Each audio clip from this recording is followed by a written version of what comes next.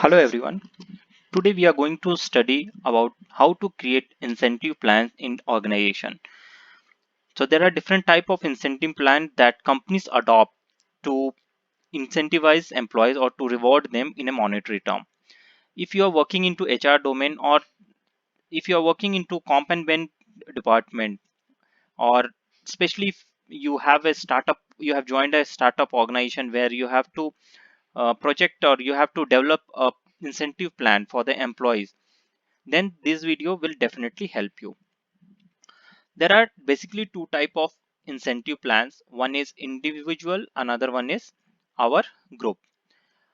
Individual is divided again into two type, either on time, other on productivity.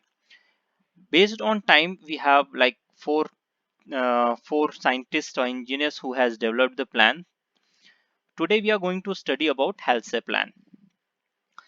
Halsey has suggested, or he has developed a plan considering that there should be a bonus uh, given to the employee, considering it to be a 50%, or it may vary between 33% to 66%. It varies depending on the nature of the business, the management decision, and a lot of factor here. But in general, Hasley suggested if nothing is provided, we can go for 50%. It has a standard time, it has a time taken, and it has a rate. So if our employee completes his 9 hours of job in 6 hours, then he should be incentivized, and the formula we can use is this one. He has Halsey has a constraint, like if an employee fails to do the certain task in 9 hours, then it doesn't mean we'll penalize him. The only thing will be he'll not get any sort of incentive. However, if an employee completes the same job in 6 hours, he will get incentive. That's one of the constraints that we'll understand by comparing two employees with an example. Let's see the example. Now, see here we have a standard time which is 15 hours. Now, when we talk about this standard time is a basic or very critical factor while calculating any type of incentive.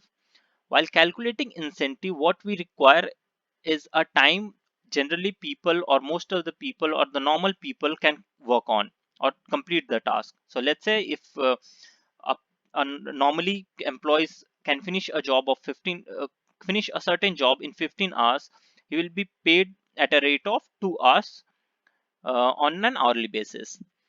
Now we have an example, employee A and employee B. Employee A finishes the job in 6 hours and employee B finishes the same job in 12 hours. So let's see how the calculation will vary. So for A, we have put the values in the formula. This 0.5 we have considered as it is 50%, 50. It may vary as I said. So after considering it 50%, our calculation will be, this will be 12 into, sorry, plus 0.5 into 9 into 2. That's come around 21. Here if you calculate, it is 24 plus 0.5 into 3 into 2.